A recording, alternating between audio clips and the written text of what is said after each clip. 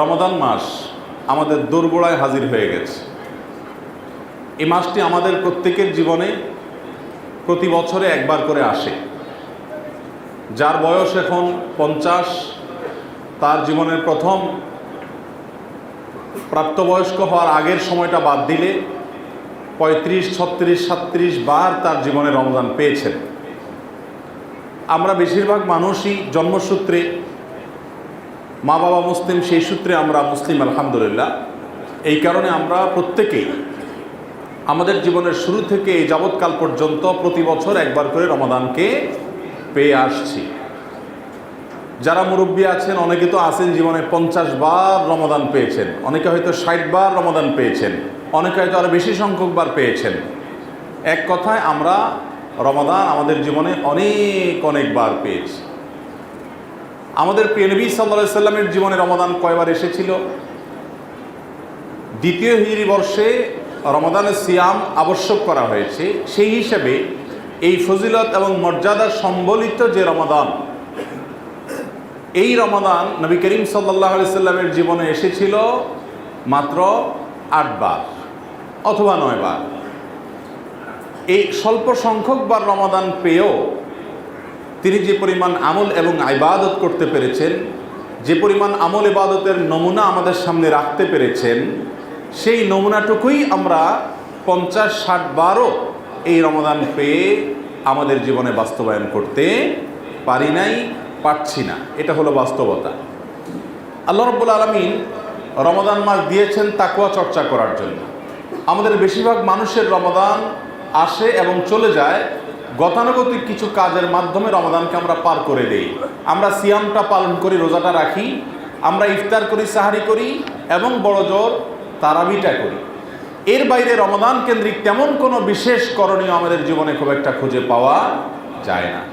মুহতারাম হাজরিন, অথচ মাত্র একটি রমাদান একজন মানুষের জীবনকে আপদমস্তক A to Z, শুরু থেকে শেষ পর্যন্ত পরিবর্তন করে দেওয়ার জন্য যথেষ্ট। একটি রমাদান যথেষ্ট। কিন্তু আফসোসের বিষয়, 50, 30, 40, 20 বা 10 এক একজন এক এক সংখ্যক বার রমাদানকে পাওয়ার পরও এই রমাদানের যে কাঙ্ক্ষিত সুফল, সেটা আমাদের জীবনে আমরা অর্জন করতে পারছি। নবী করিম সাল্লাল্লাহু আলাইহি সাল্লাম এক হাদিসে বলেছেন, রুব্বা সাইমিন লাইসা লাহু মিন সিয়ামিহি ইল্লাল জু' ওয়া রুব্বা কাইমিন লাইসা লাহু মিন কিয়ামিহি ইল্লাস সাহর। বহু সিয়াম পালনকারী আছেন যারা গোটা রমাদান জুড়ে সিয়াম পালন করেন, অথচ এই সিয়াম পালন করার বিনিময়ে উপবাস থাকা ছাড়া আর কিছুই তার অর্জন হয় না। ঠিকই লোকটি ঠিকই সিয়াম পালন করেছে, সিয়ামের যে স্ট্রাকচার সেটা ঠিকই সে পরিপূর্ণভাবে ফিল আপ করেছে, পূরণ করেছে, রক্ষা করেছে, তার স্ট্রাকচারের ত্রুটি ছিল না। শোবে সাদিক থেকে নিয়ে শুরু করে ফজরের ওয়াক্ত হওয়ার আগ থেকে নিয়ে শুরু করে সূর্য অস্ত যাওয়া পর্যন্ত পানাহার এবং যৌনতা থেকে তিনি নিজেকে বিরত রেখেছেন। এরপরও তার সিয়াম উপবাস থাকা ছাড়া আর কোনো মানে রাখে না। আবার একইভাবে অনেক লোক আছেন যারা রাতে দাঁড়িয়ে, রাতভর দাঁড়িয়ে কিয়ামুল লাইল, তারাবি, তাহাজ্জুদ আদায় করে থাকেন। রাতে দাঁড়িয়ে সালাত আদায় করেন, নামাজ পড়েন। এরপরও তাদের সেই রাত জেগে সালাত আদায় করাটা, এটা নিছকই রাত্রি জাগরণ, অহেতুক রাত্রি জাগরণ ছাড়া, নির্ঘুম কাটানো ছাড়া আর কিছুই অর্জন হয় না। কোন সে লোক, কারা সে হতভাগা যারা সিয়াম পালন করার পরও, দিনে পানাহার করার পরও, দিনে পানাহার বর্জন করার পরও, যৌনতা বর্জন করার পরও, রোজার মূল স্ট্রাকচারটা ঠিক রাখার পরেও তার সিয়ামের কোনো মানে থাকছে না, কোনো সওয়াব সে পাচ্ছে না, কোনো লাভ তার হচ্ছে না, কোনো অ্যাচিভ তার হচ্ছে না, কোনো অর্জন হচ্ছে না। কোন সে হতভাগা? মোহতারাম হাজরিন, সত্য বলতে সেই হতভাগা আমাদের সমাজের আমরা বেশিরভাগ মানুষ। আমরা যদি সিয়াম এবং রমাদান কেন্দ্রিক আয়াত এবং হাদিসগুলোকে এক পাশে রাখি আর এক পাশে আমাদের রমাদান পালনের যে চিত্র সেটাকে রাখি, তাহলে সেক্ষেত্রে কেউ বলে দিতে হবে না, আপনি আমি নিজেই হিসাব মেলাতে পারবো যে কোরআন এবং হাদিস যেভাবে রমাদানকে কাটাতে বলেছে, আমরা বেশিরভাগ মানুষ রমাদানকে সেভাবে কাটাতে পারি না। গতানুগত কয়েকটি কাজ, একেবারে রেগুলার রুটিন নির্দিষ্ট কয়েকটি হাতে গোনা কাজ, এটাকেই আমরা রমাদান পালন মনে করি। অথচ রমাদান শুধু এই কাজগুলোর নাম নয়, বরং রমাদানের অন্তর্নিহিত অনেকগুলো গুরুত্বপূর্ণ দিক রয়েছে, যে দিকগুলোকে টাচ করা না গেলে, যেগুলোকে স্পর্শ করা না গেলে এই রমাদানের কোনো মানে হবে না। আল্লাহ তাআলা আমাদেরকে সফল এবং সার্থক রমাদান এটা যেন আমরা উদযাপন করতে পারি, পালন করতে পারি, এটা যেন মেনে চলতে পারি। আল্লাহ তাআলা আমাদের সবাইকে সে তৌফিক দান করুন। মুহতারাম হাজরিন, আমরা সবাই একটা হাদিস শুনেছি। নবী করিম সাল্লাল্লাহু আলাইহি সাল্লাম রমাদান সম্পর্কে একটা হাদিসে অনেকগুলো কথা বলেছেন। তার একটি কথা হলো ওয়াসুফিদাতিশ শায়াতিন। রমাদানকে কেন্দ্র করে দুষ্ট শয়তানগুলোকে আল্লাহ রাব্বুল আলামিন শৃঙ্খলে আবদ্ধ করে ফেলেন, আটক করে ফেলেন। শয়তান তাদেরকে আল্লাহ তাআলা বন্দী করে ফেলেন। কেন করেন? বান্দা যেন বেশি বেশি নেকামল করতে পারে। আপনি বলতে পারেন শয়তান বন্দী করার পরও কিভাবে শয়তানি হয়? তো এর উত্তর খুবই সহজ। প্রথমত, শয়তান আগে থেকে যে সমস্ত ডোজ দিয়ে গেছে, ওই ডোজগুলোর কার্যকারিতা কিছু না কিছু আরও কিছুদিন এমনিই থাকে। সেজন্য আগে যে ডোজগুলো আপনার আমার উপরে প্রয়োগ করে গেছে বন্দী হওয়ার আগে, ওইগুলোর প্রভাবেও কিছুটা খারাপ কাজ আমাদের মধ্যে থাকে। আর দ্বিতীয় কথা হলো, মানুষ শয়তানীয় কর্মকাণ্ড শুধু শয়তানের কারণে প্ররোচিত হয়েই একমাত্র করে তা নয়, বরং নিজের প্রবৃত্তির তাড়নায় তাড়িত হয়েও মানুষ কি করে? অন্যায় অপরাধ করে। তো যাই হোক, শয়তানকে আল্লাহ তাআলা শৃঙ্খলাবদ্ধ করেছেন। কেন? যাতে করে আমরা এটাকে সুবর্ণ সুযোগ হিসাবে গ্রহণ করে ইবাদতের পথে, নেকামলের পথে, আল্লাহকে সন্তুষ্ট করার পথে অগ্রসর হয়ে যেতে পারি। ব্যাপারটিকে আমরা ছোট একটা এক্সাম্পলের মাধ্যমে বুঝতে পারি। আমাদের বাসা বাড়িতে ছোট ছেলেমেয়েরা নিজেদের মধ্যে গন্ডগোল ফাসাদ টুকটাক করে। ধরেন আপনার দুইটা ছেলে আছে, একটা ছেলে বড় আর একটা ছেলে ছোট। এই ছোট ছেলেটার সাথে বড় ছেলেটা টুকটাক তাদের মধ্যে লাগালাগি হয়। ভাই ব্রাদার একসাথে থাকলে এরকম তাদের মধ্যে টুনটান, ঝগড়া, ফাসাদ, মারামারি এবং একটু আধটু এদিক সেদিক হয়। সাধারণত বেশিরভাগ পরিবারগুলোতে যেটা হয়, বড় ভাই বড় হওয়ার কারণে ছোটটা বা পিচ্ছিটার উপরে চড়াও হয়। পিচ্ছিটা বেচারা তেড়ামি করে ঠিকই, গোয়ার্তুমি করে ঠিকই, ঝগড়া করে ঠিকই, কিন্তু আবার মায়েরটাও ঠিক মতো খায়। কারণ বড়টা বড়, সেজন্য মায়ের তার সাথে সে ছোটটা কুলায় না। এটা হলো বাস্তবতা। তো বাবা মা যখন দেখে যে যখনই লাগে ওই বড়টাই মারামারি করে জিতে, ছোটটা দাঁড়ায় ভ্যা ভ্যা করে শুধু কাঁদে, তখন বাপ মার মায়া হয়। মায়া হলে এবার বাপ মা করে কি, মাঝে মধ্যে এক দুইবার ওই পিচ্ছিটার বেশি মন খারাপ হয়ে গেছে, ঝগড়াও করছে, ঝগড়া করে মায়েরও খাইছে, মায়ের খেয়ে হেরেও গেছে, এবার মা বাবার কাছে এসে কান্নাকাটি করে, বড়টার ব্যাপারে নালিশ দেয়। তো মা বাবা ছোটটারে হেল্প করার জন্য একটা কাজ করে, সেটা হলো কখনো হয়তো গন্ডগোল লাগছে তো বড়টাকে ধরে ফেলে, বড়টাকে দুই হাত ধরে রেখে মা বাপ ইশারা দেয়, মানে তুমি এই চান্সে কিছু মেরে নাও। তো পিঠের উপরে দু চারটা দিয়ে সে নিজের মনের ঝাল মিটায় নেয়। মনের ঝাল মিটে গেছে এটা বুঝতে পারলে মা বাপ তাকে আবার ইশারা দেয় পালায় যাও, এরপরে বড়টারে ছেড়ে দেয়। এই দৃশ্য আমাদের বাসা বাড়িতে হয় কি হয় না? ইবলিস আমাদের চাইতে বড়, তার জন্ম, তার সৃষ্টি আমাদের আগে, আর আমরা তার চাইতে ছোট এবং আমরা অনেক দিক থেকে তার চাইতে দুর্বল।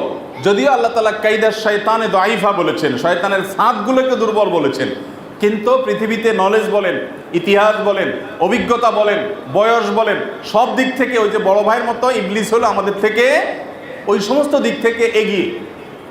তো আমরা ইবলিসের সাথে পারি না, আমাদের সাথে তার কুস্তি হয়, কুস্তি। এই কুস্তিতে বেশিরভাগ সময় ইবলিস জিতে, আমরা খুব কমই জিতি। একজন কবি বলেছিলেন, আরে ये কুস্তি তো হয় অমর ভর কি, কবি ও দাবালে কবি তু দাবালে। ইবলিসের সাথে তোমার যে লড়াই, এই লড়াই তো আজীবনের লড়াই। কখনো সে তোমাকে পরাস্ত করবে, কখনো তুমি তাকে পরাস্ত করে ফেলবে। একদিন সে ফজরের তোমার জামাত মিস করে দিবে, সালাত মিস করে দিবে, আরেকদিন তুমি তাহাজ্জুদ থেকে জেগে থেকে তাহাজ্জুদ পড়ে আদায় করে তাকে তুমি হারিয়ে দিবে, তুমি জিতে যাবে। তো এই লড়াই তো আজীবনের লড়াই। কিন্তু এই লড়াইয়ে বাস্তবতা হলো যে ওই বড় ভাই ছোট ভাইয়ের মতো আমরা বেশিরভাগ সময় হেরে যাই, ইবলিস বেশিরভাগ সময় জিতে যায়। আল্লাহ তাআলা অভিভাবক হিসেবে দেখেন যে আমরা দুর্বল, নানা কারণে আমরা পেরে উঠতে পারি না।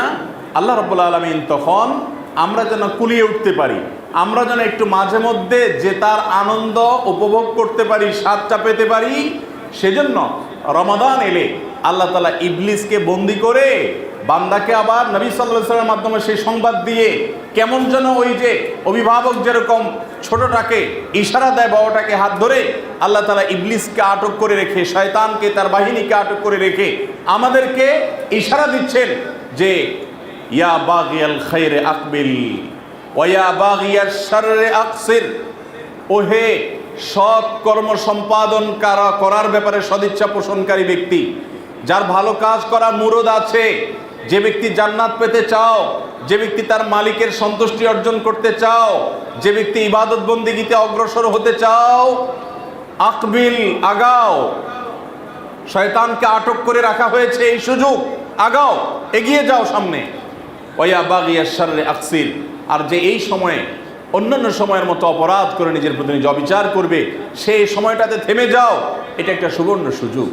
মোহতারাম হাজিরিন, এই রমাদান পাওয়ার পরেও, এত বড় সুবর্ণ সুযোগ পাওয়ার পরেও বাস্তবতা হলো আমাদের বেশিরভাগ মানুষের রমাদান অর্থবহ হয় না। রমাদান অর্থবহ যে হয় না তার প্রমাণ হলো রমাদানের আগের জীবন এবং রমাদানের পরের জীবনের মধ্যে তেমন কোনো পার্থক্য খুঁজে পাওয়া। রমাদানের আগে আমার সালাতের যে অবস্থা ছিল, রমাদানের পরেও আমার সালাতের একই অবস্থা। রমাদানের আগে আমার দোয়ার প্রতি মনোযোগ যতটা ছিল, রমাদানের পরেও একই লেভেলে আছে। রমাদানের আগে আমার দান দাক্ষিণ্য, মানুষের সেবা করা, ভালো কাজ করার আগ্রহ যতটা ছিল, রমাদানের পরেও একই গতিতে আছে। এই যদি হয় তাহলে আপনি নিজের রমাদান সম্পর্কে মূল্যায়নে আসতে পারেন যে আপনার রমাদান সার্থক এবং সফল হয়নি। আল্লাহ তাআলা কোরআনে কারীমে বলেছেন, কুতিবা আলাইকুমুস সিয়াম কামা কুতিবা আলাল্লাযীনা মিন ক্বাবলিকুম লাআল্লাকুম তাত্তাকুন। তোমাদের উপরে সিয়াম ফরজ করা হয়েছে। কেন সিয়াম ফরজ করা হয়েছে? এই জন্য যাতে করে তোমরা মুত্তাকি হতে পারো। সিয়াম ফরজ করা হয়েছে কি জন্য ভাই? যেন আমরা কি হতে পারি? মুত্তাকি হতে পারি। এখন রমাদান শেষে আপনি মুত্তাকি হতে পারছেন কিনা, আপনার তাকওয়ার মিটার এটা উপরে উঠেছে কিনা, আপনার তাকওয়ার যে লেভেল, যে স্তর, সেটা উন্নীত হয়েছে কিনা, যদি না হয় তাহলে আপনার রমাদান পার হয়েছে। আপনি হয়তো সিয়াম, ইফতার, সাহর এবং তারাবি ইত্যাদি করেছেন, কিন্তু আপনার রমাদান অর্থবহ হয়নি, সার্থক হয়নি, সফল হয়নি। কারণ রমাদানের সিয়াম সাধনার প্রাথমিক লক্ষ্যই হলো মানুষকে মুত্তাকি বানানো, সেটাই আপনার আমার অর্জিত হয়নি। মোহতারাম হাজরিন, আল্লাহ রাব্বুল আলামিন আমাদেরকে একটি অর্থবহ, একটি সার্থক, একটি সফল রমাদান কাটানোর, অতিবাহিত করার তৌফিক দান করুন। আল্লাহ রাব্বুল আলামিন যে সুবর্ণ সুযোগ আমাদেরকে দিয়েছেন, এই সুযোগ যদি হাতছাড়া হয়ে যায় তাহলে এর চেয়ে বড় সুযোগ ইমানদারের জীবনে আর দ্বিতীয়টি আসতে পারে। কত মানুষ গত রমাদানে আমাদের মাঝে ছিলেন, আমাদের সঙ্গে ছিলেন, কিন্তু এই রমাদানে তারা পরপারের বাসিন্দা হয়ে গেছেন। এই রমাদানে তারা দুনিয়া থেকে চলে গেছেন। যে রমাদানটা আমরা বরণ করতে যাচ্ছি, আসন্ন যে রমাদান, এই রমাদানের পরে আবারও একটি রমাদান পাবো আমরা, এরকম নিশ্চয়তা আমাদের কারোর হাতে আছে? কারোর কাছে না। অতএব এই রমাদান অর্থবহ হোক, সার্থক হোক, আমরা সবাই চাই তো ইনশাআল্লাহ। গতানুগতিক কিছু কাজ নয়, শুধু সিয়াম, ইফতার, সাহুর আর তারাবি, এই 4 কাজের মধ্যে রমাদানকে সীমাবদ্ধ রাখা নয়, বরং রমাদানের রয়েছে অত্যন্ত গুরুত্বপূর্ণ অনেকগুলো করণীয়। সে বিষয়গুলোর প্রতি আমরা বেশিরভাগ মানুষ ফোকাস করি না, একেবারেই না, যার কারণে আমাদের রমাদান নষ্ট হয়ে যায়। অতএব আমরা রমাদানের সমস্ত বিষয়গুলোর প্রতি খেয়াল রেখে চলবো তো ইনশাআল্লাহ। আল্লাহ তাআলা আমাদের সবাই আমল করার তৌফিক দান করুন। মোহতারাম হাজরিন, এই জন্য আমরা কয়েকটি পরামর্শ দিতে চাই, কয়েকটি টিপস দিতে চাই, যেই পয়েন্টগুলো রমাদানে একজন ইমানদারের লক্ষ্য করা অবশ্য কর্তব্য, যে পয়েন্টগুলোর প্রতি বিশেষভাবে গুরুত্ব আরোপ করা উচিত কিন্তু আমরা করি না। তার মধ্যে থেকে সর্বপ্রথম এবং প্রধান পয়েন্ট হলো সিয়াম এবং রমাদানের মূল উদ্দেশ্যই আমরা বেশিরভাগ মানুষ জানি না। শত শত মানুষকে যদি জিজ্ঞাসা করা হয় যে আমাদের সিয়াম পালনের, রমাদান এই সাধনার উদ্দেশ্যটা কি, মানুষ বলে যে আল্লাহর সন্তুষ্টি অর্জন করা, জান্নাতে যাওয়া। ঠিক আছে, এগুলো উদ্দেশ্য, কিন্তু এগুলো হলো চূড়ান্ত উদ্দেশ্য। কিন্তু প্রাথমিক উদ্দেশ্য আল্লাহ তাআলা কোরআনে বলেছেন তাকওয়া অর্জন করা। অতএব আপনি সিয়াম কেন রাখছেন, রোজা আপনি কেন রাখছেন, রাতে দাঁড়িয়ে আপনি তারাবির সালাত কেন আদায় করছেন, এ বিষয়ে নিজের বিবেককে জিজ্ঞাসা করতে হবে। একটা জিনিস খেয়াল করেন, দিনের বেলায় হালাল খাদ্য গ্রহণ করা, হালাল পানীয় গ্রহণ করা, এটা নর্মালি অন্যান্য সময়ে এটা কি নিষিদ্ধ না অনুমোদিত? আমরা যদি রমাদানের বাইরে দিনের বেলায় খাদ্য গ্রহণ করি হালাল উপার্জন থেকে, এটা কি হালাল না হারাম? হালাল। সে হালাল খাবার গ্রহণ করা, হালাল পানীয় গ্রহণ করাটাকে রমাদান মাসে আল্লাহ তাআলা আমাদের জন্য রেস্ট্রিক্টেড করে দিয়েছেন। দিনের বেলা এটা করতে আল্লাহ তাআলা নিষেধ করে দিয়েছেন। কেন বলেন তো? এর অন্যতম হিকমা, রহস্য, মূল রহস্য আল্লাহ আলাম, কিন্তু অন্যতম রহস্য হলো এর মাধ্যমে বান্দা তাকওয়ার এক্সারসাইজ করে, ট্রেনিং করে। কিভাবে প্রশিক্ষণ হয়?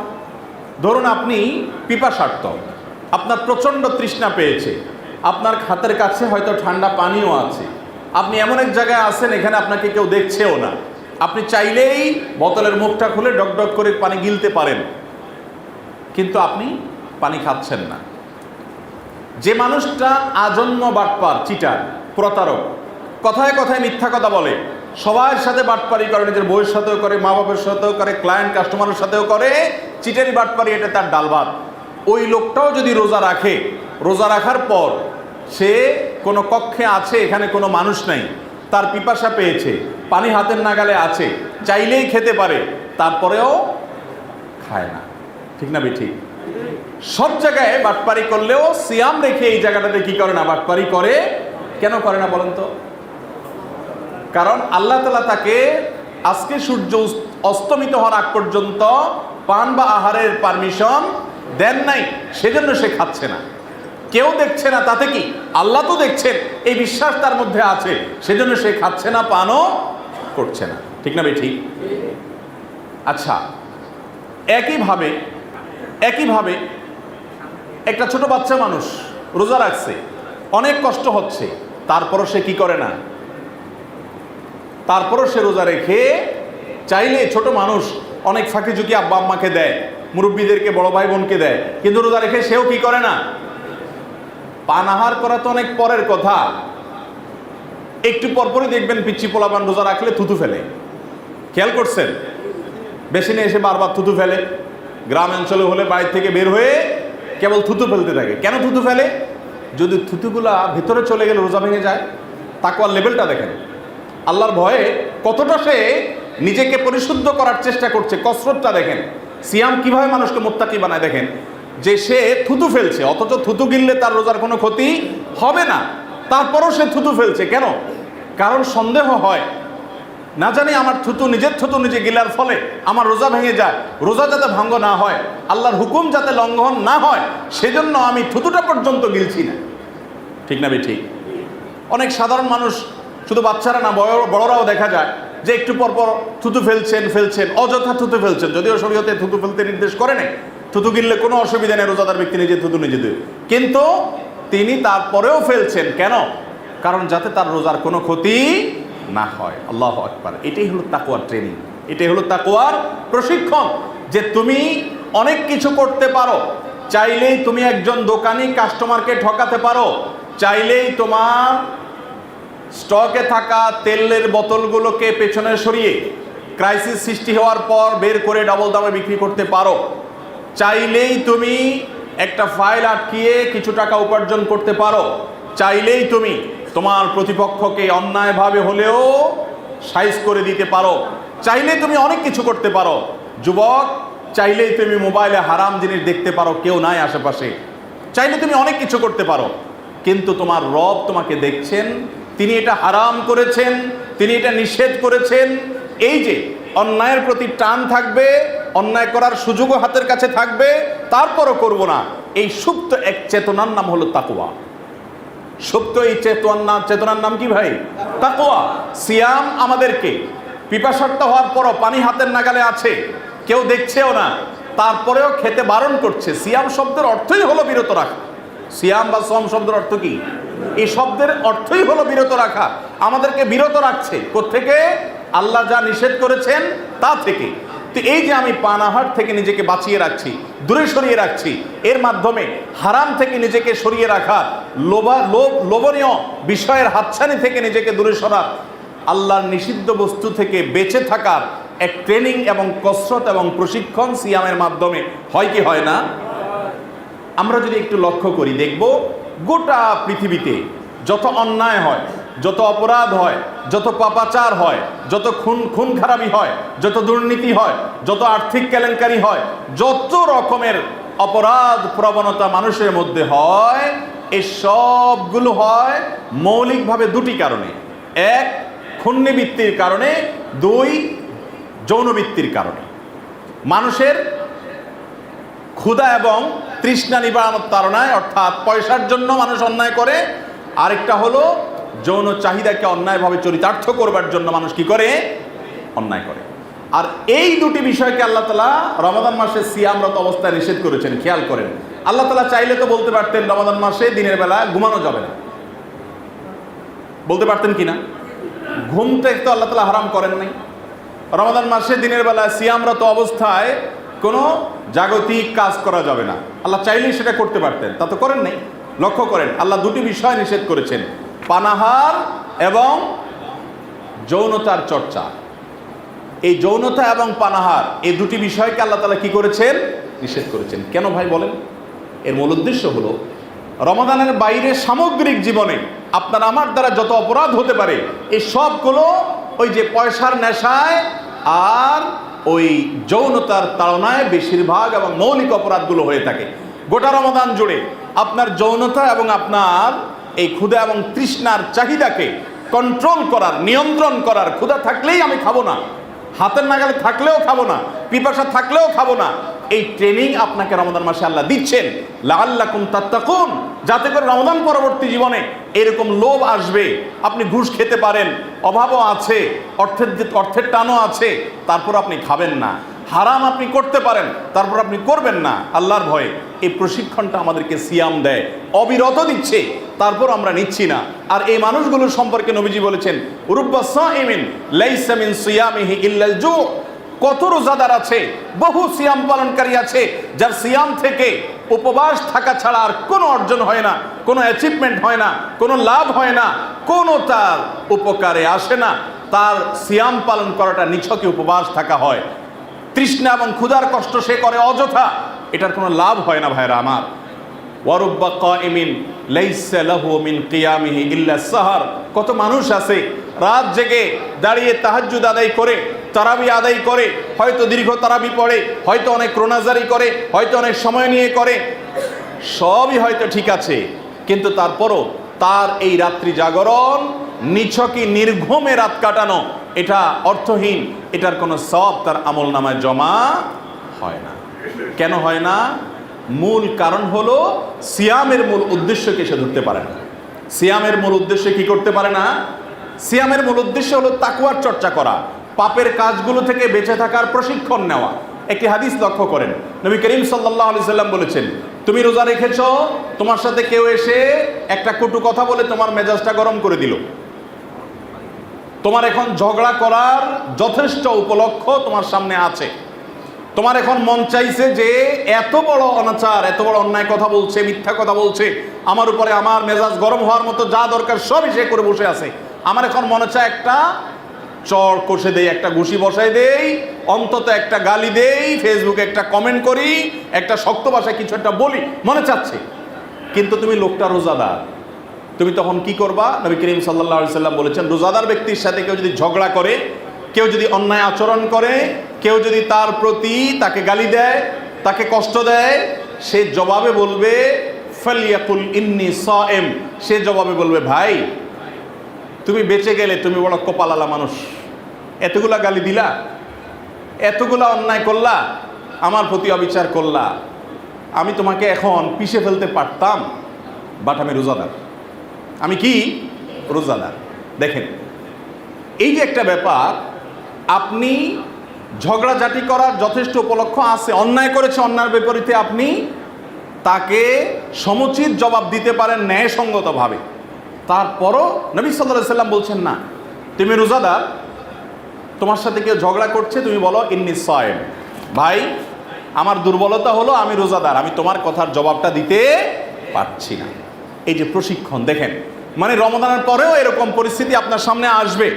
যখন আসবে নিজেকে কিভাবে নিয়ন্ত্রণ করবেন, মাস জুড়ে তার এক্সারসাইজ করবেন, মাস জুড়ে তার ট্রেনিং করবেন, যাতে রমাদানের পরেও কেউ আপনাকে অন্যায় কথা বললেও মুস্কি হেসে দিয়ে সেখান থেকে নিজেকে সরিয়ে নিয়ে যেতে পারেন। ট্রেনিং নেবেন।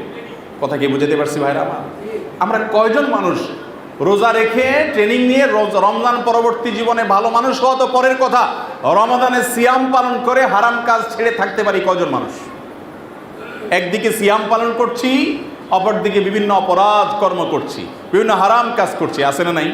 নবী করিম সাল্লাল্লাহু আলাইহি সাল্লাম বলেছেন বুখারীর হাদিস, মাল্লাম ইয়াদা কাওলা যুরি ওয়াল আমাল বিহি ওয়াল জাহাল আউল জাহাল, যেই ব্যক্তি মিথ্যা কথা, মিথ্যা কাজ, চিটারি বাটপারি, মানুষকে ধোঁকা দেওয়া, প্রতারণা করা, 2 নম্বরই অসততা, এগুলো যে ব্যক্তি ছাড়লো না, মূর্খতা সুলভ কাজ, অহেতুক কর্ম, এগুলো যে ব্যক্তি ছাড়লো না, অথচ সে রোজাদার, সিয়াম পালনকারী, সিয়াম রেখেও যদি কেউ এগুলো না ছাড়তে পারে, ফালাইসা লিল্লাহি হাজা আইয়াদা তাআমাহু ওয়া শারাবা, এই হতভাগা ব্যক্তির পান এবং আহার বর্জন করায় আল্লাহর কোনো লাভ নাই। তার মানে কি? তার মানে হলো এই ব্যক্তির পান আহার বর্জন করে, তৃষ্ণার্ত থেকে, ক্ষুধার্ত থেকে সারাদিন সিয়াম পালন করে কোনো লাভ নাই। আল্লাহ তাআলার কোনো ঠেকা পড়ে নাই তার এই সিয়াম পালন করায়, অর্থাৎ আল্লাহ এটা অ্যাকসেপ্ট করবেন না। যদি তার সিয়ামে তাকে মুত্তাকি না বানায়, সিয়াম রেখে সে মিথ্যা কথা বলতে গিয়ে তার মুখ বন্ধ হয়ে যাবে, না আমি তো রোজাদার, আমি তো 2 নম্বরই করতে পারি না, এটা যদি না করে তাহলে সিয়ামটা কি হয়ে যাবে ভাই? অর্থহীন হয়ে যাবে। আর এই বিষয়টাকে অনুধাবন করার জন্য, বোঝার জন্য সৈয়দ আবুল হাসান আলী আন-নাদবী রাহিমাহুল্লাহ ভারত মহাদেশে অনেক বড় একজন আলেম দ্বীন ছিলেন। তিনি চমৎকার এবং অসাধারণ একটা উপমা দিয়েছে। উপমাটা আমার এত ভালো লেগেছে যে আমি এটা বিভিন্ন সময় শেয়ার করার চেষ্টা করি। উপমাটা হলো, তিনি বলেছেন আমাদের গোটা জীবনে 2 ধরনের সিয়াম আছে। কয় ধরনের সিয়াম আছে? একটা হলো আয়তনে আকারে ছোট, আরেকটা সিয়াম আছে আয়তনে আকারে সাইজে বড়। ফজিলত মর্যাদার কথা বলছি না, আকারের কথা বলছি। আয়তনে এবং আকারে ছোট সিয়াম হলো রমাদানের সিয়াম, যেটা 12 ঘন্টা, 14 ঘন্টা, 16 ঘন্টার হয়ে থাকে। আর আয়তনে আকারে বড় যে সিয়ামটা, সেটা হলো আমাদের গোটা জীবনের সিয়াম। ইমানদারের পুরো জীবনটা একটা সিয়াম। রমাদানের সিয়ামটা শুরু হয় শবে সাদিক থেকে, জীবনের সিয়াম, জীবনের রোজাটা শুরু হয় প্রাপ্তবয়স্ক হওয়া থেকে। রমাদানের সিয়াম শেষ হয় সূর্য ডুবে গেলে, জীবনের সিয়াম শেষ হয় জীবনের সূর্য ডুবে গেলে। রমাদানের সিয়াম রেখে অনেক কাজ করা নিষিদ্ধ, জীবনের সিয়ামেও আল্লাহ তাআলা অনেক কিছু নিষিদ্ধ করে রেখেছেন। রমাদানের সিয়াম যদি কেউ ঠিকঠাক মতো পালন করতে পারে, নবী সাল্লাল্লাহু আলাইহি সাল্লাম বলেছেন লিসাইমে ফারহাতান, রোজাদার ব্যক্তির জন্য 2টি আনন্দ আছে ভাই। কটি আনন্দ? 2টি আনন্দ আছে। একটি আনন্দ ফারহাতুন ইনদা ফিতরি, একটি আনন্দ সে পায় হলো ইফতারের সময়। রোজাদার ব্যক্তি একটা আনন্দ পায় কখন? ইফতারের সময়। ওয়া ফারহাতুন ইনদা লিকায়ে রাব্বিহ, আরেকটি আনন্দ রোজাদার পাবে সেদিন যদি তার রবের সাথে সাক্ষাৎ করবে। জান্নাতে স্পেশাল গেট থাকবে, রাইয়ান তার নাম থাকবে। ওই গেট দিয়ে শুধু সিয়াম পালনকারী, রমাদানকে হেফাজতকারী, যথাযোগ্যভাবে রমাদান পালনকারী ব্যক্তি প্রবেশ করবে। সেই মর্যাদা লালন করবে যখন রবের সাথে সাক্ষাৎ হবে যেদিন, সেদিন সে যে আনন্দিত হবে, সে আনন্দ তার হবে তার আসল আনন্দ। কিন্তু রোজাদারের দুনিয়াতে একটা নগদ আনন্দ আছে, সেটা হলো ইফতারের সময়। আচ্ছা একটু খেয়াল করেন তো, ইফতার মানে নাস্তা। ইফতার মানে কি ভাই?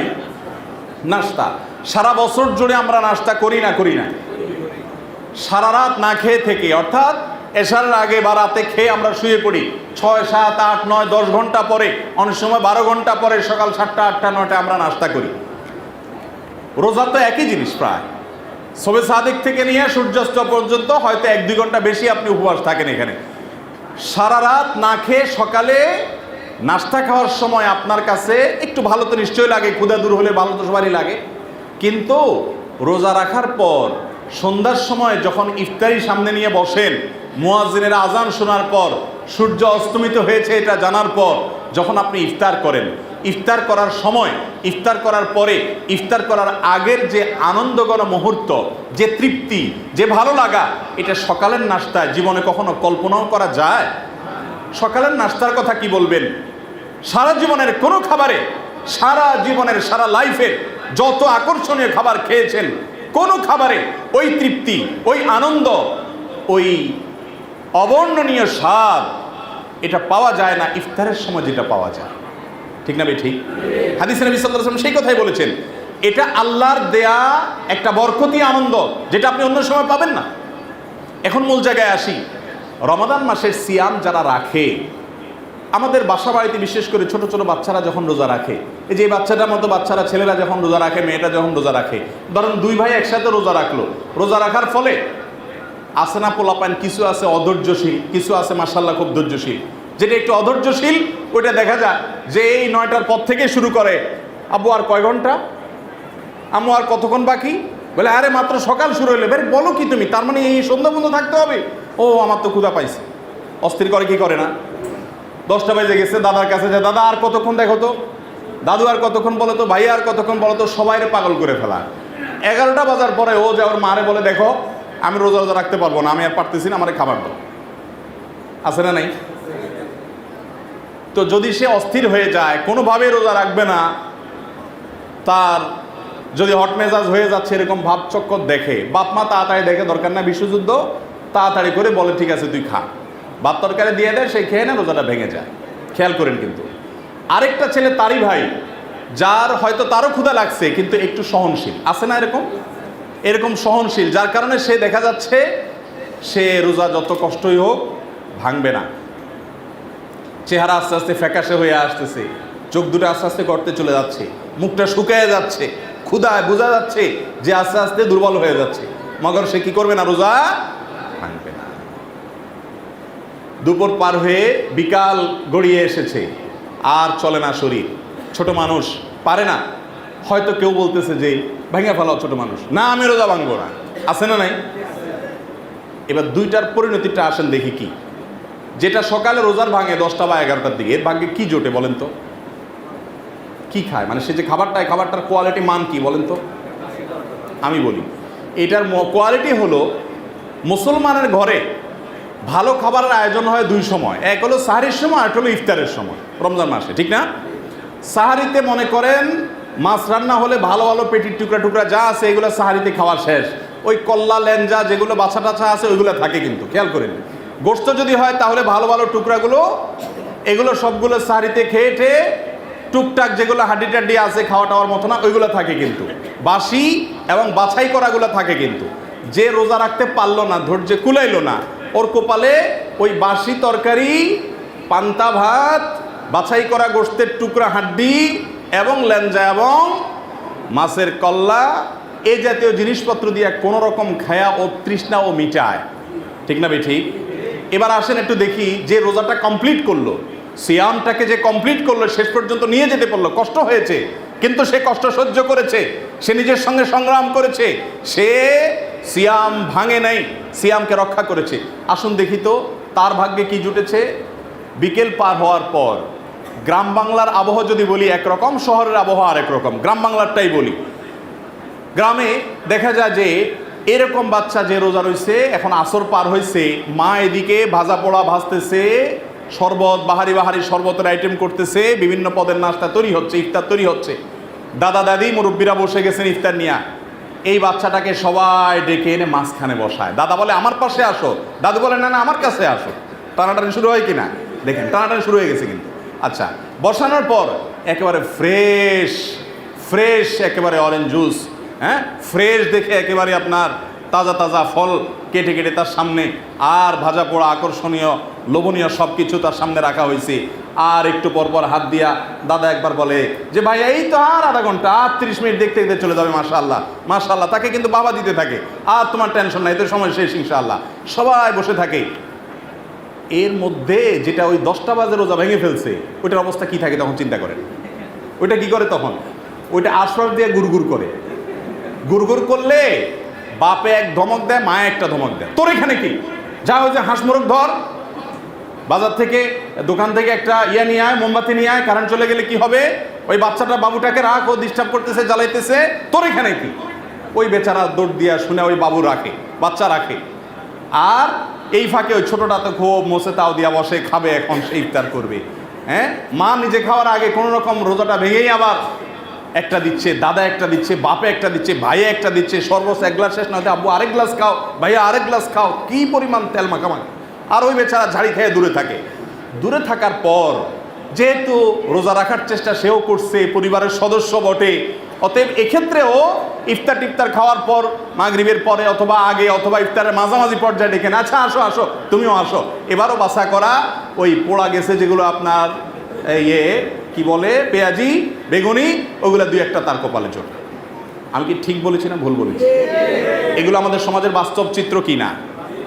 এবার আপনি আসেন, ওই যে আলী মিয়া নদভী রহমতুল্লাহ বলেছেন, আমাদের গোটা জীবনটা একটা রোজা, গোটা জীবনটা একটা কি সওম।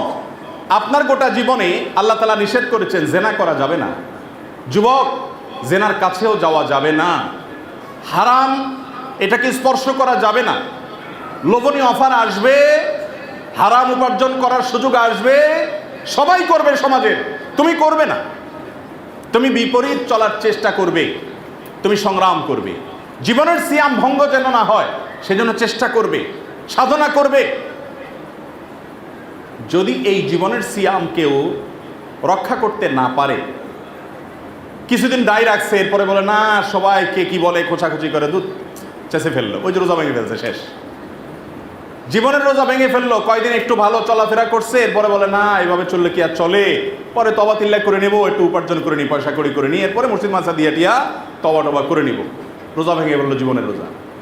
ঠিক একইভাবে জীবনের রোজা যারা ভেঙে ফেলে, তাদের জীবনের সূর্য ডুবার পর যখন ইফতারের সময় আসবে, তার আগে দুনিয়াতে যা তারা ভোগ করবে, আর দুনিয়া কুল্লুহা জিফা, দুনিয়াতে যত নিয়ামত আছে এগুলো সবগুলো রোজাদার ফ্যামিলির, মুসলমান ফ্যামিলির বাসায় সকাল 10টা 11টায় রমাদান মাসে যেরকম বাসি খাবার ছাড়া কিছু থাকে না।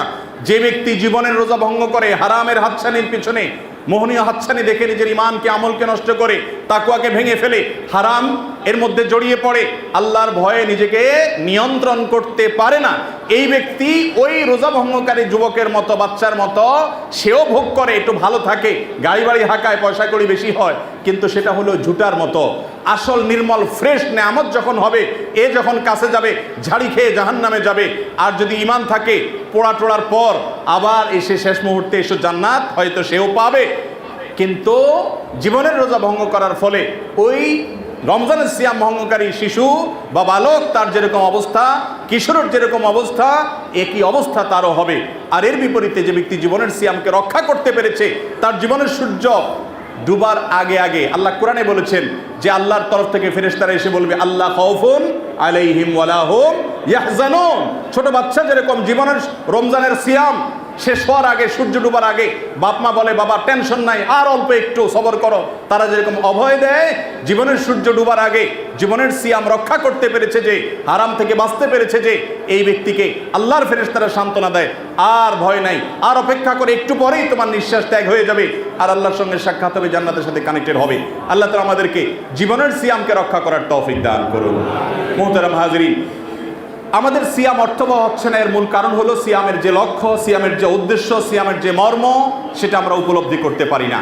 অতএব সেটা উপলব্ধি করে সিয়াম পালন করার চেষ্টা করবো তো ইনশাআল্লাহ।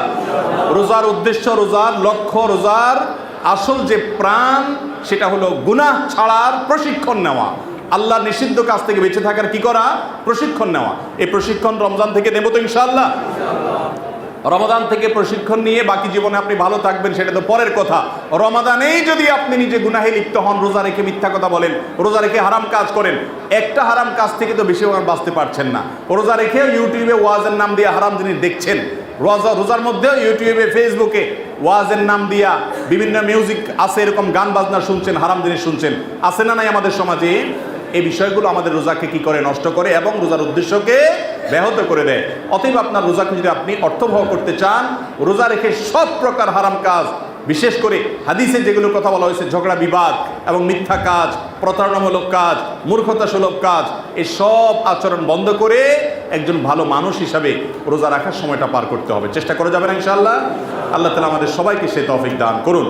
রমাদানের সিয়াম অর্থবহ না হওয়ার আরেকটি বড় কারণ হলো আমরা অনেকে সিয়াম পালন করি, সওম পালন করি, রোজা রাখি, কিন্তু রমাদানের আরেকটা গুরুত্বপূর্ণ বিষয়, সিয়ামের বোন বলতে পারেন, ভাই এবং বোন যেরকম সিয়ামের একটা বোন বলতে পারেন, তার সাথে লাগা আরেকটা আমল করতে পারেন যে একটাকে ছাড়া একটাকে কল্পনা করা কঠিন, সেটা হলো কোরআন। সিয়ামের সাথে কোরআনের সম্পর্কটা ভাইয়ের সাথে বোনের সম্পর্কের মতো, বোনের সাথে ভাইয়ের সম্পর্কের মতো ওতপ্রোতভাবে জড়িত। আমরা অনেকে রমাদানে সিয়াম পালন করি কিন্তু কোরআনের হক আদায় করি না। কোরআনের হক আদায় বলতে আমরা বুঝি শুধু তারাবিতে একটু তুফান মিলের গতিতে অথবা 4G 5G গতিতে একটা খতম শোনা, এটা হলো কোরআনের হক আদায় করা। আর নিজেরা যদি পড়ি তাহলেও সেক্ষেত্রে কত দ্রুততার সাথে, কত গতির সাথে আমরা পড়ে শেষ করতে পারি সেই চেষ্টা করি। গতি ভালো জিনিস, সব জায়গায় না। সব জায়গায় গতি জিনিসটা কিনা ভাই ভালো না। নবী করিম সাল্লাল্লাহু আলাইহি সাল্লাম কোরআন কারীমের তিলাওয়াত খুব ধীরস্থিরতার সাথে করতেন। আল্লাহ কোরআনে বলেছেন ওয়ারাত্তিলিল কোরআনা তারতিলা। রমাদান যেহেতু কোরআন নাজিলের মাস, আর কোরআনের সাথে রমাদানের সম্পর্ক অনেক গভীর, এই জন্য হাদিসে আসছে নবী সাল্লাল্লাহু আলাইহি সাল্লাম বলেছেন আসসিয়াম ওয়াল কোরআন ইয়াশফাআন লিল আবদ। কিয়ামতের ময়দানে দুটি ইবাদত আল্লাহর কাছে বান্দার হয়ে আল্লাহর কাছে আর্গুমেন্ট করবে, দাবি পেশ করবে, এই সাহস অন্য কারোর হবে না।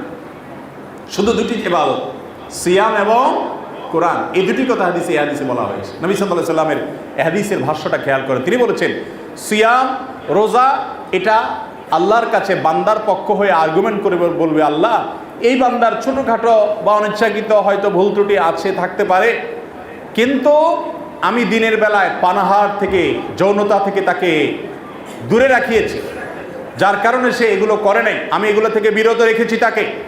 এগুলোর মাধ্যমে সে অন্যান্য হারাম কাজ থেকে বিরত থাকার ট্রেনিং নিয়েছে, চেষ্টা করেছে, তাকওয়ার চর্চা করেছে, এই কাজটা আমি তাকে করেছি। আমি যেহেতু তাকে পানাহার করতে দেইনি, যৌনতা চর্চা করতে দেইনি দিনের বেলায়, এই জন্য আজ আমি তাকে আযাবে নিক্ষেপ হতে দিব না, আপনি তাকে জাহান্নামে দিবেন না, আল্লাহ আমার সুপারিশ কবুল করুন।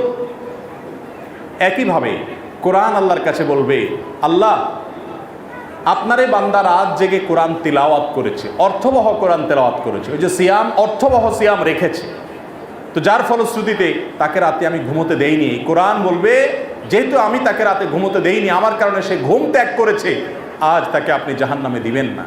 এই জন্য ভাইয়েরা আমার, রমাদান মাসে কোরআনের সাথে আমাদের সম্পর্ক হওয়া উচিত সুনিবিড়, বিশেষ করে সিয়ামের সাথে কোরআনের সম্পর্ক নিবিড় হওয়ার কারণে এবং রমাদান মাসটা কোরআন নাজিলের মাস হওয়ার কারণে নবী করিম সাল্লাল্লাহু আলাইহি সাল্লাম কানা ইয়াতাদারাসুল কোরআন, কোরআনের মুদারাসা করতেন, তাদারুস করতেন এই রমাদান মাসে। জিবরিলের সাথে কোরআন শোনাশুনি করতেন। কোরআন আপনি শুনবেন, আরেকজন তেলাওয়াত করবে, বসে বসে শুনবেন। তারাবিতে আমরা শুনি আলহামদুলিল্লাহ, তারাবির বাইরেও চেষ্টা করেন, এবং আপনি তেলাওয়াত করবেন, আরেকজনকে শোনাবেন, অর্থ সহকারে, ব্যাখ্যা সহকারে, বিশ্লেষণ এবং তাফসীর সহকারে কোরআন বোঝার চেষ্টা করবেন। গোটা রমাদান জুড়ে কোরআন জানার চেষ্টা আমাদের মধ্যে থাকা উচিত। আমরা বেশিরভাগ মানুষ গতানুগতিকভাবে কোরআন খতম দিয়ে শেষ করে ফেলি, একটু তাফসীর জানা, একটু অর্থ জানার চেষ্টা করি না। ভাইরা আমার, কোরআন এসেছে আমাদেরকে পথ দেখাবার জন্য। আল্লাহ বলেছেন ইয়া আইয়ুহাল্লাযীনা আমানু, হে ঈমানদারেরা। এরপর আল্লাহ কি বলেছেন আপনি আর জানেন না, আপনি শুধু পড়ে চলে গেছেন। তো এই জন্য কোরআন আসেনি, কোরআন এসেছে ইয়া আইয়ুহাল্লাযীনা আমানু, হে ঈমানদারগণ। এই কথা বলার পর আল্লাহ যে কথাটা বলেছেন ওইটা বুঝে সেটা অনুযায়ী আমল করার জন্য কোরআন এসেছে। অতএব রমাদানে আপনি কোরআন তেলাওয়াত করেন, না বুঝে তেলাওয়াত করলেও সওয়াব হবে, কিন্তু শুধুমাত্র সওয়াব আহরণের জন্যই কোরআন আসেনি। কোরআন এসেছে লিয়াদাব্বারু আয়াতি, যাতে কোরআনের আয়াত যেগুলো আপনার বোঝার সক্ষমতা আছে সেগুলো বুঝে সেগুলো নিয়ে আপনি ভাবেন, চিন্তা করেন এবং সেগুলোকে নিজের জীবনে বাস্তবায়ন করেন। অতএব রমাদানের সিয়াম সাধনাকে, রমাদান সাধনাকে আপনি যদি অর্থবহ করতে চান তাহলে আপনাকে কোরআনকে স্পেশালভাবে সময় দিতে হবে। তেলাওয়াত করবেন, তেলাওয়াত শুনবেন, দুইভাবে, নিজে করবেন, আরেকজনের তেলাওয়াত শুনবেন, অর্থ এবং ব্যাখ্যা সহকারে কোরআন বোঝার চেষ্টা করবেন এবং কোরআনের যে নির্দেশনাগুলো আছে সেগুলোকে দেখে দেখে বুঝে বুঝে আমল করার চেষ্টা করবেন। চেষ্টা করবো না ইনশাআল্লাহ? আমরা দুইটা পয়েন্ট বললাম। তাহলে নাম্বার 3 নম্বর পয়েন্ট হলো, রমাদানে আমাদের জীবনে দোয়া করার এক সুবর্ণ সুযোগ তৈরি হয়। আমরা দোয়া থেকে আজকাল বেশিরভাগ মুসলিমরা বঞ্চিত। আমাদের তরুণ ভাইদের মধ্যে এরকম খুব কম সংখ্যক মানুষ পাওয়া যাবে যে আল্লাহর বান্দা তার গোটা জীবনে একটি বারের জন্য চোখের পানি ফেলে মালিকের কাছে একটু কাঁদতে পেরেছে। অনেক হতভাগা আছে, অনেক হতভাগা আছে। গোটা রমাদান জুড়ে হয়তো তিনি রোজা রেখেছেন, সিয়াম পালন করেছেন, সাহারি করেছেন, ইফতার করেছেন, তারাবি করেছেন, কোরআন তেলাওয়াত করেছেন, পড়ে শেষ করে খতম দিয়েছেন, অনেক ইবাদত করেছেন মাশাআল্লাহ। গোটা রমাদানে একটি বারের জন্য মালিকের কাছে নিজের গুনাহের জন্য আল্লাহর ভয়ে সন্ত্রস্ত হয়ে চোখের পানি ফেলেছেন, অথবা আল্লাহর নিয়ামত পাওয়ার আশা আল্লাহর মহব্বতে একটু চোখের পানি ফেলেছেন, এরকম মানুষের সংখ্যা আমাদের সমাজে একেবারেই কম। মোহতারাম হাজিরিন, রমাদান এলে আল্লাহ তাআলা অনেক মানুষকে মাফ করেন, সাধারণ ক্ষমা ঘোষণা করেন। আল্লাহর এই মাফ পাওয়ার জন্য অ্যাপ্লিকেশনটা তো করতে হবে, দরখাস্তটা তো অন্তত যথাযথ নিয়মে করতে হবে। কত মানুষ দরখাস্ত করে পায় না। আপনি দরখাস্ত করা ছাড়া কিভাবে কল্পনা করেন আপনি পেয়ে যাবেন? অতএব ভাইরা আমার, রমাদান মাসকে অর্থবহ করার জন্য দিনভর আপনাকে দোয়া করতে হবে। সালাসাতুন লা তুরাদ্দু দাওয়াতুহুম, তিন ব্যক্তির দোয়া আল্লাহ ফিরিয়ে দেন না। এর মধ্যে এক ব্যক্তি হলেন আস-সায়েম হাত্তা ইফতির, রোজাদার ব্যক্তি, সিয়াম পালনকারী ব্যক্তি, ইফতার রাগ পর্যন্ত দোয়া কবুল হয়। আপনি সিয়াম রেখেছেন, রোজা রেখেছেন, রমজান মাস চলছে, আপনি কাজ করছেন, আপনি বাসায় যাচ্ছেন, আপনি কোনো ব্যস্ততার মধ্যে আছেন, জাগতিক কোনো কাজ করছেন, অবসর বসে আছেন, আপনি আল্লাহর সাথে একটু কথা বলেন, আল্লাহকে নির্জনে একাকী আল্লাহর কাছে মনের চাহিদাগুলো নিবেদন করেন, একটু আল্লাহর ভয়ে চোখের পানি ফেলে দেন। আল্লাহর ভয়ে চোখের পানি ফেলার যে স্বাদ, এই স্বাদ দুনিয়ার কোথাও নাই ভাইরা আমার। ডাকাতের ভয়ে, সন্ত্রাসীর ভয়ে, একজন খারাপ মানুষের ভয়ে যদি তটস্থ হয়ে আপনার ভয়ে চোখের পানি আসে, সেই চোখের পানি আসার ফলে মানুষের মধ্যে অস্থিরতা কাজ করে, ব্যাকুলতা কাজ করে, কিন্তু রবের ভয়ে যদি চোখের পানি ফেলা যায়, তাহলে সেক্ষেত্রে একজন মানুষের অন্তরে এক ধরনের প্রশান্তি অনুভব হয়, ফ্রেশনেস অনুভব হয়। একটু কেঁদে দেখুন, একটু আল্লাহর ভয়ে চোখের পানি ফেলার অভ্যাস করে দেখুন। অন্যান্য রমাদানগুলো যেভাবে কাটিয়েছেন বা না কাটিয়েছেন, ভাইরা আমার, বোনেরা আমার, আল্লাহর ওয়াস্তে আসন্ন রমাদানটাতে আসুন, একটু আল্লাহর কাছে বেশি বেশি করে চোখের পানি ফেলি। নিজের এত মামলার আসামি আমরা, এত পাপাচার, এত অন্যায়, এত অপরাধ, এত গুনাহের পাহাড় আমাদের, এগুলো মাথায় আসলে, এগুলো মনে আসলে চোখের পানি না ফেলে থাকার কথা না। আমরা আল্লাহর কাছে আল্লাহর ভয়ে রমাদান মাসের মতো অফার পাওয়ার পরেও চোখের পানি ফেলে আল্লাহর কাছে কাঁদার সুযোগ হয় না। এর সবচেয়ে বড় কারণ হলো আমরা আমাদের নিজেদের অবস্থান সম্পর্কে ওয়াকিফাল না। আমরা জানি না যে আমরা নিজেরা কত বড় পাপিষ্ঠ, কত অপরাধ হয়ে আছে, কত মামলার আসামি হয়ে আছি। আল্লাহর কাঠগড়ায় আমার বিরুদ্ধে কত শত কত সহস্র মামলা জানে উঠবে, সেদিন কোনো রক্ষাকারী কেউ থাকবে না। দুনিয়াতে সুযোগ আছে সেই মামলাগুলোকে ডিসমিস করে যাওয়ার। সেজন্য আল্লাহর কাছে চোখের পানি ফেলে আল্লাহর ভয়ে সন্ত্রস্ত হয়ে তওবা করে হারাম থেকে ফিরে এসে তাকওয়ার পথে নতুন জীবন গড়ে আল্লাহর কাছে ক্ষমা চাইলে আল্লাহ সব মাফ করে দিবেন। আল্লাহ ওয়াদা করেছেন যত পাপ করেছেন সব আল্লাহ মাফ করে দিবেন। বান্দার হকগুলো বান্দার কাছ থেকে মাপ নেবেন, যথাযথ নিয়মে মাপ নেবেন, আর আল্লাহর হকগুলোর জন্য চোখের পানি ফেলে মাপ চাইবেন।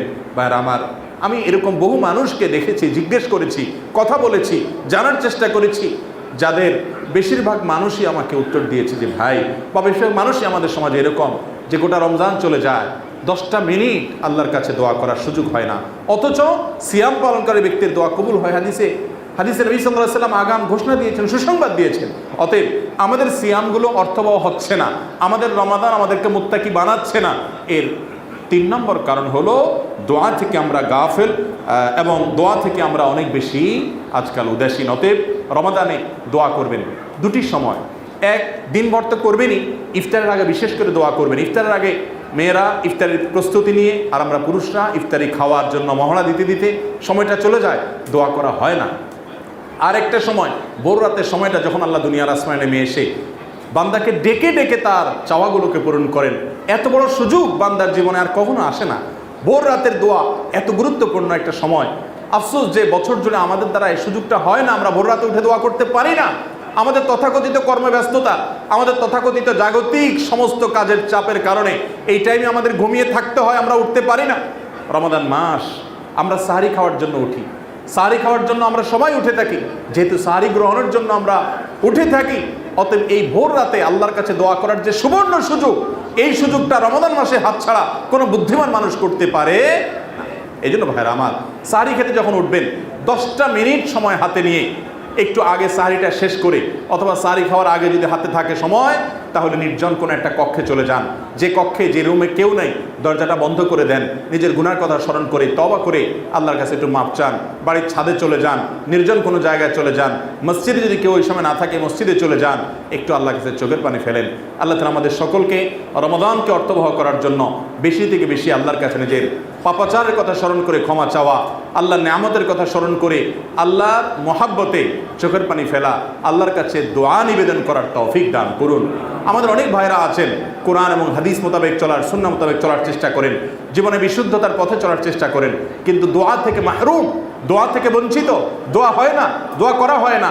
সালাতের পরে সম্মিলিত দোয়া আপনি করেন না, আপনি আজকারগুলো পড়েন, কিন্তু আপনার জীবনে একাকী দোয়া করার সুযোগ যে সময়গুলোতে হওয়া উচিত, বিশেষ করে ভোর রাতের সময়, সিয়ামরত অবস্থায় সারাদিন ভর হাত তোলা ছাড়াও করতে পারেন মনে মনে আল্লাহর কাছে দোয়া, বিনা উজুতেও করতে পারেন আল্লাহর কাছে, যদি উজু করে করাটা উত্তম। অতএব এই কাজটি আমাদের রোজাকে, আমাদের সিয়ামকে, আমাদের রমাদানকে অনেক বেশি অর্থবহ করে দিতে পারে ইনশাআল্লাহ। অতএব সিয়াম রেখে রমাদান মাস জুড়ে দোয়া করার চেষ্টা করবো তো ইনশাআল্লাহ। নাম্বার 4 নম্বর সুযোগ হলো, 4 নম্বর যে কাজটির কারণে আমাদের সিয়ামটা অর্থবহ হচ্ছে না, সেটি হলো ইতিকাফের ব্যাপারে অবহেলা করা। রমাদানের অন্যতম একটা গুরুত্বপূর্ণ আমল হলো ইতিকাফ করা। নবী করিম সাল্লাল্লাহু আলাইহি ওয়াসাল্লাম রমাদানের সিয়াম ফরজ হওয়ার পর থেকে নিয়ে তার ওয়াফাত পর্যন্ত প্রতি বছর রমাদানের শেষ 10টি দিন মসজিদে তিনি ইতিকাফ করতেন। এক বছর তিনি রমাদানের শেষ দশক মসজিদে ইতিকাফ পূর্ণ করতে পারেননি, সেজন্য পরবর্তী বছর তিনি 20 দিন ইতিকাফ রেখেছেন, অর্থাৎ আগের বছরের 10 দিনকে পর বছর রেখে দিয়েছেন। এরপর ইতিকাফের এই আমলটিকে তিনি মিস করতে চান নাই। সুন্নাহ কোনো আমল, সাধারণত সুন্নাহ কোনো আমল, মুস্তাহাব কোনো আমলের বিবরণ কোরআনে সচরাচর দেয়া হয় না, খুব কম, রেয়ার। এগুলোর বিবরণ হাদিসে পাওয়া যায়। ইতিকাফ এমন একটা আমল যে আমলটার ব্যাপারে কোরআনে একাধিক জায়গায় আল্লাহ তাআলার বিধান সম্পর্কেও বলেছেন এবং মসজিদকে পরিচ্ছন্ন করতে বলেছেন, হারামকে পরিচ্ছন্ন করতে বলেছেন। তার অন্যতম উদ্দেশ্য হলো ইতিকাফকারীরা যেন ইতিকাফ করতে পারে। এত গুরুত্বপূর্ণ আমল নবী করিম সাল্লাল্লাহু আলাইহি সাল্লামের জীবনে কখনো ইতিকাফের আমলটি একবারও ছুটেনি।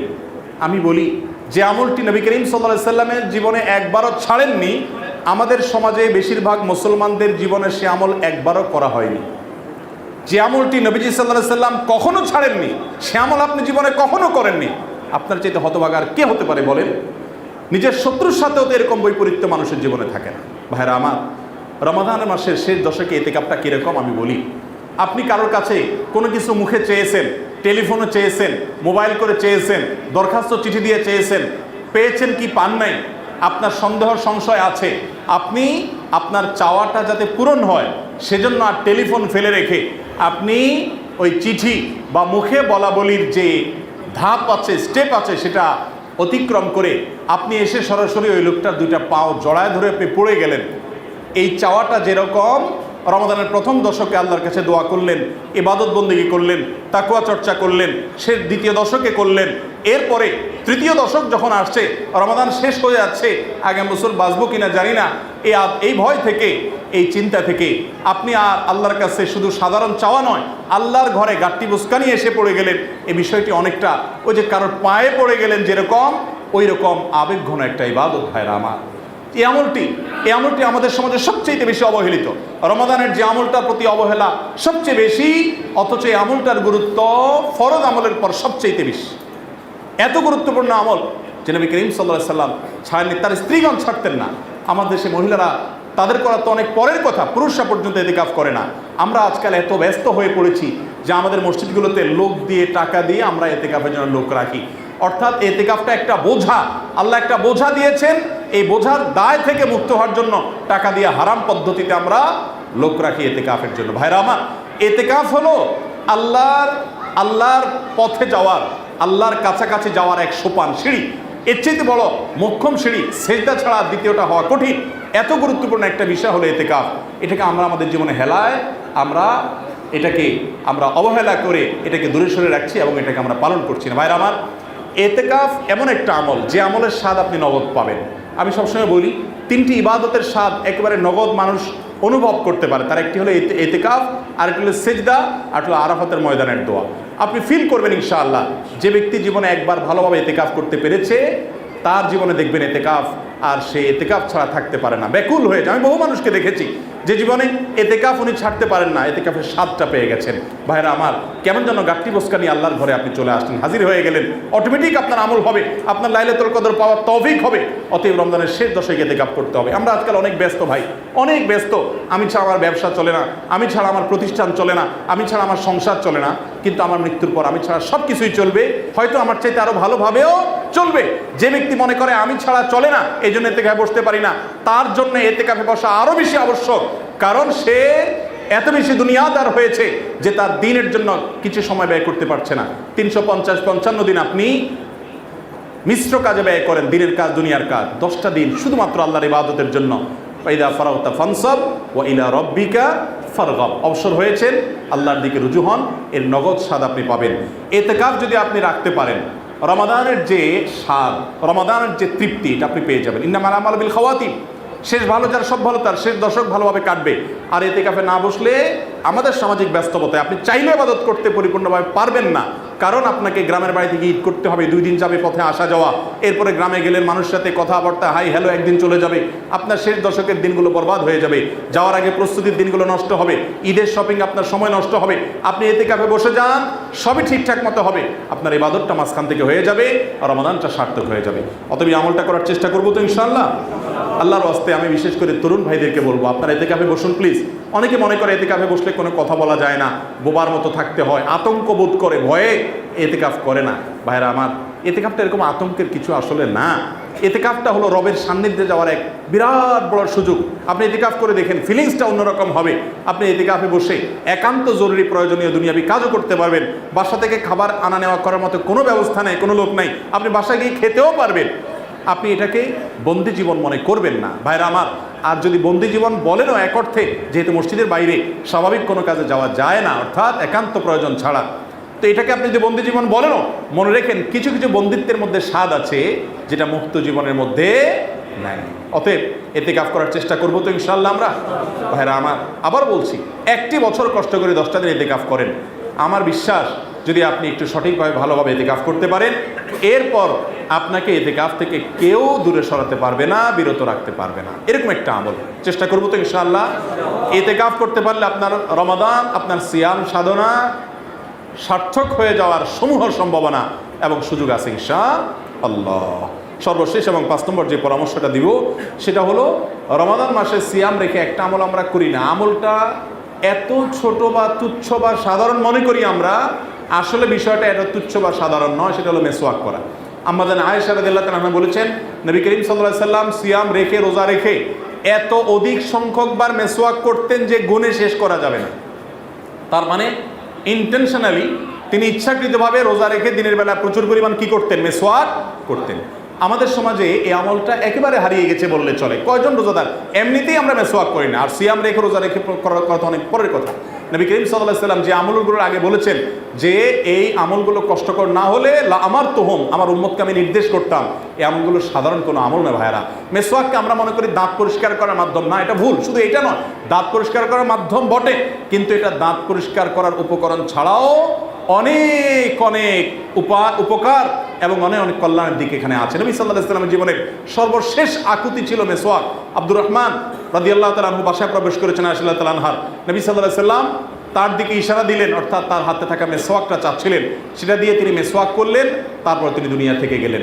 মেসওয়াক নবী সাল্লাল্লাহু আলাইহি ওয়াসাল্লাম বাসায় যখন ঢুকতেন, বাসায় ঢুকতে কি কাজ করতেন? সর্বপ্রথম আয়েশা রাদিয়াল্লাহু তাআলাকে জিজ্ঞাসা করেছেন কেউ যে নবী সাল্লাল্লাহু আলাইহি ওয়াসাল্লাম বাসায় ঢোকার পর প্রথম কোন কাজ করতেন? উনি বলতেন যে মেসওয়াক করতেন। এই হাদিস যেদিন জেনেছি তারপর থেকে আমি বাসায় ঢোকার পর একটু মেসওয়াক করার, অন্তত হাদিসের উপর আমল করার জন্য হলেও চেষ্টা আমি করেছি। আমাদের সমাজে এগুলোর জানাশোনাও নেই। আচ্ছা, বাসায় ঢোকার পর কোরআন তেলাওয়াতের সময়, সালাতে দাঁড়িয়ে, রোজা রেখে দিনের বেলা, এরকম আরও অনেক জায়গা আছে যে জায়গাগুলোতে মেসওয়াকের নির্দেশ নবী সাল্লাল্লাহু আলাইহি ওয়াসাল্লাম করেছেন। সেখানে আপনি দাঁত পরিষ্কারের কোনো বিশেষ কারণ বা রিজন খুঁজে পাবেন না। এখান থেকে বোঝা যায় দাঁত পরিষ্কার করা শুধু নয়, মেসওয়াকের সাথে ইমানের একটা সুনিবিড় সম্পর্ক আছে। নবী সাল্লাল্লাহু আলাইহি ওয়াসাল্লাম এরপরে অনেক বেশি গুরুত্ব আরোপ করেছেন সুনানুল ফিতরা।